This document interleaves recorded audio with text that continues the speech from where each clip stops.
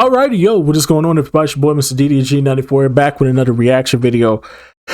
And today, we finna react to the top 7 worst Jordan sneakers of all time. So the top 7 worst Jordans. I would say anything early 20s, like the early 20 Jordans. Like 20, 21, 22, 23. I think all of them were ugly. I think 24 is when they started to bounce back. And I think they stopped until they got to like 27. Then they came back around like 26 or 27 for a couple of years. I think that's what it was. I think they came back at like 27 or 28 with the numbers. And then they were just going by years, like Jordan 2012, Jordan 2011, Jordan 2010, Jordan 20. Yeah, they stopped at like 2012. Then 2013, they came back with the 28s, I believe. So yeah, without further ado, let's get right into this. Hey yo, what's good, people? It's your boy reporting straight from the 90s and the 2000s. You ever see a pair of Jordans so wild? These for sure ugly. If you take this part of the shoe off, if you take this little part right here, the shoe off, this is a fire ass shoe. But because they got this shit on here, straight boo boo, straight ass, bro. Can't even. No, absolutely not. Ass.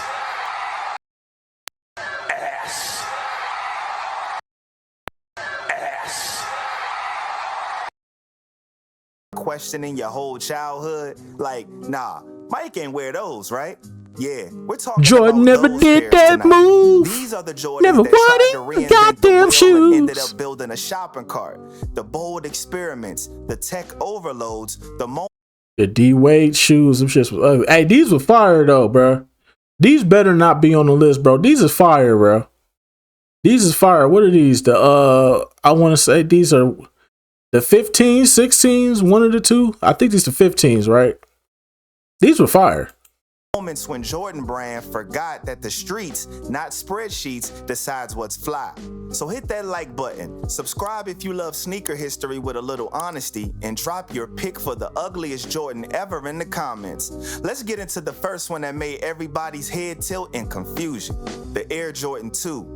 Nike thought they were doing something classy like Jordan meets Versace. They made it in Italy, used premium leather, took off the swoosh and said, this ain't just a sneaker, it's luxury. But back in '86, nobody asked for that. We wanted buckets and bounce, not loafers with laces. Okay, these right here, okay. Any other variation of the shoe is ass. These the only good ones.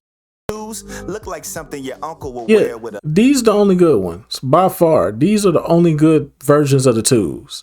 Any other version of the twos, ass, straight ass, bro. Ass. A linen suit to a barbecue, comfortable, clean, but not cold. And on the court, they were fine, but they didn't have the edge that don't step on my J's energies the first ones had. MJ still cooked in them, but the streets didn't care. They sat hard. It was the first time Nike learned you can't sell fancy to hoopers who just want to look fresh. Jordan 2s weren't ugly, they just were a little confusing, like a shoe that didn't know if it wanted to be at Madison Square Garden or the country club. Now this one hurts a little, because it was supposed to be a moment.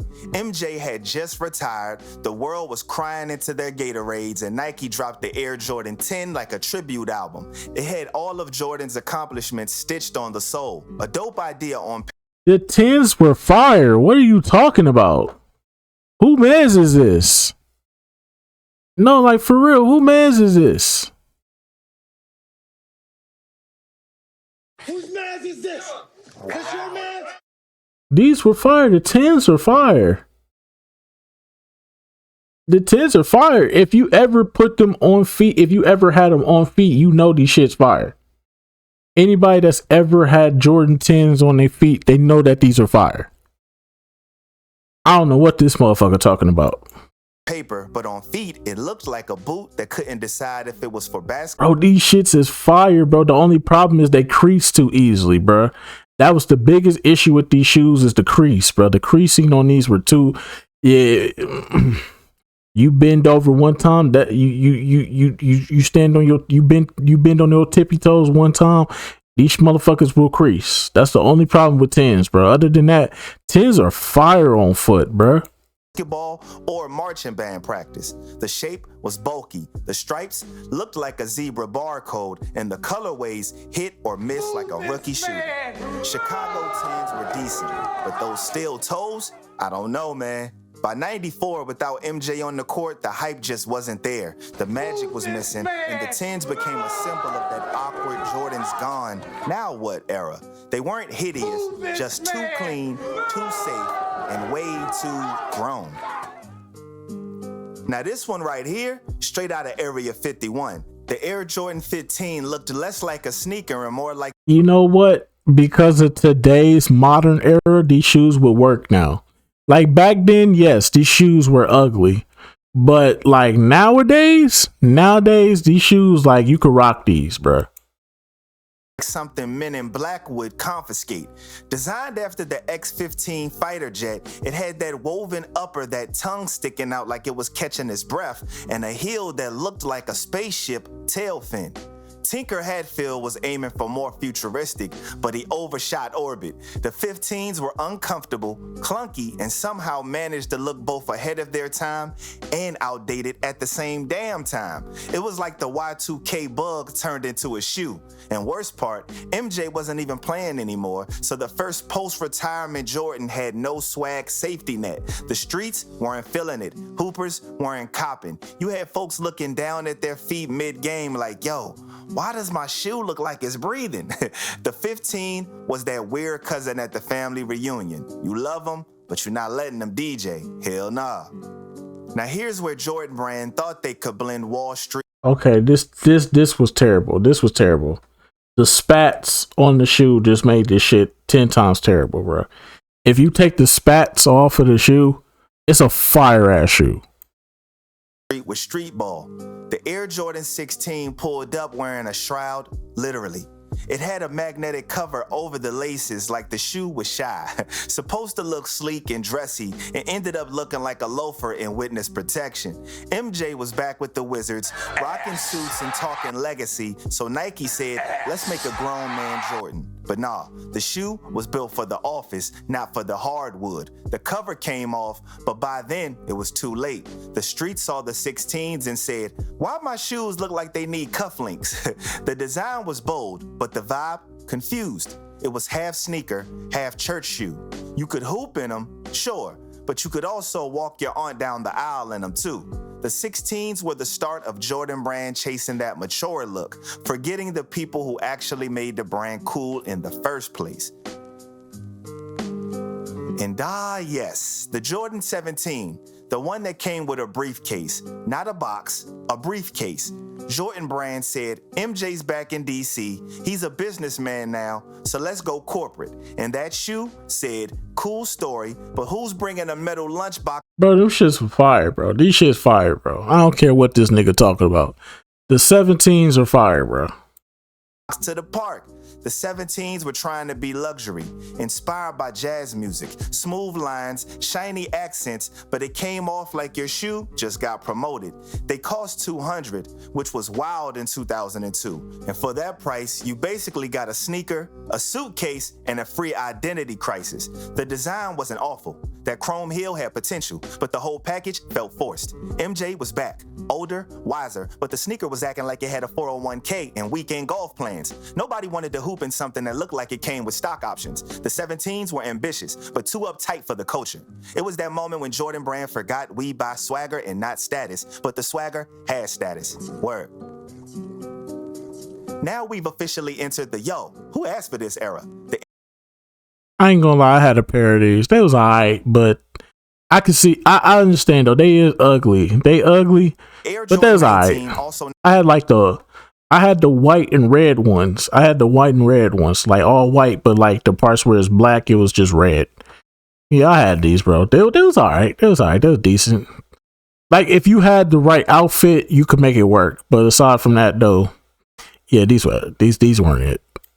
known as the Cobra Jordan because it had a woven plastic mesh that wrapped around your whole foot, like your kicks were wearing pantyhose. Nike said it was inspired by a black mamba snake, but instead of striking fear, it had folks striking up jokes. The design was supposed to scream innovation, full tech, futuristic lockdown, no laces in sight. But what it really was screaming was over-designed. It looked like a shoe trying to cosplay as a medical brace. But you gotta give them credit though. The 19s were fearless, but fearless don't always mean fly.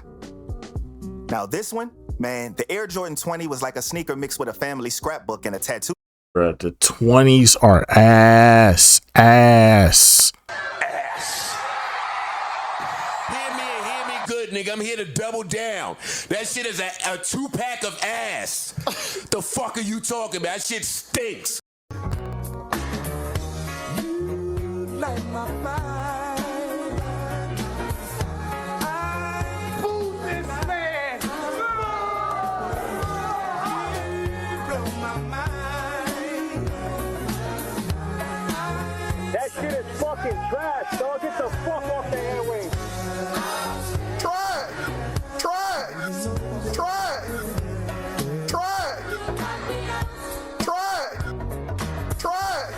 What more do you want from me?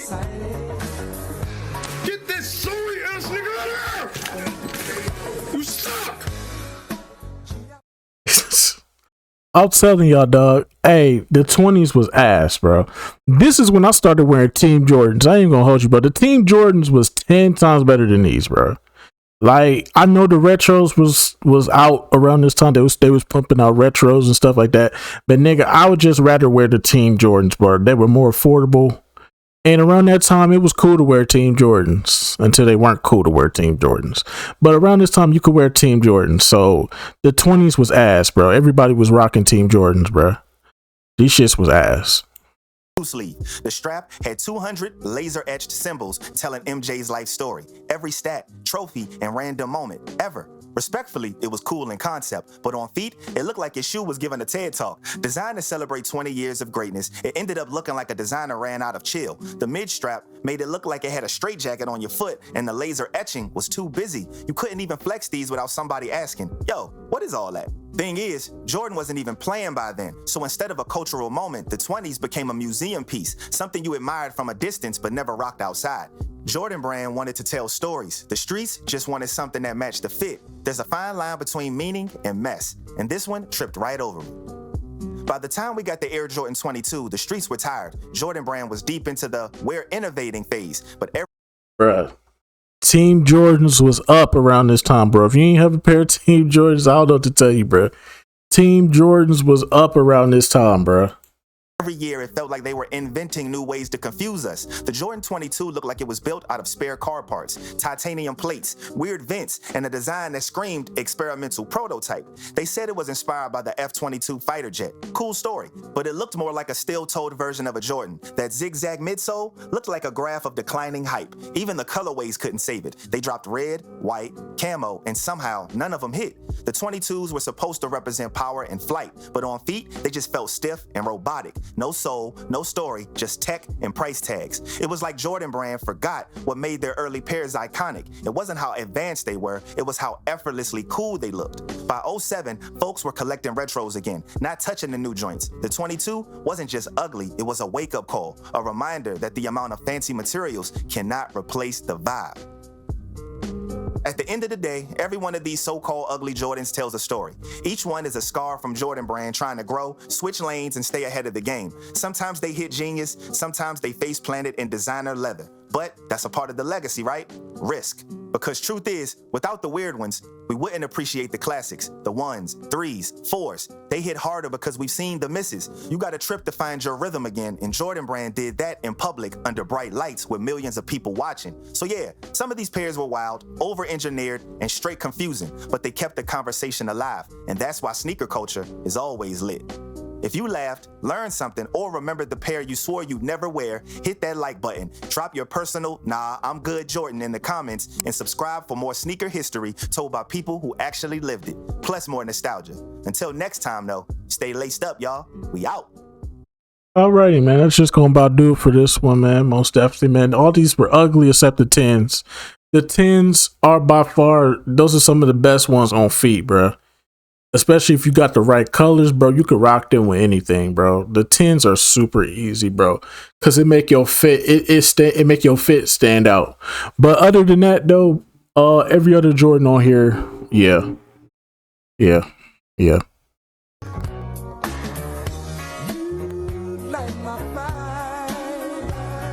Get this sorry ass nigga out of here! You suck! Oh my gosh. Push the goddamn button. Push the goddamn button. Negro, please. That shit is fucking trash, dog. Get the fuck off the airwaves. Trash!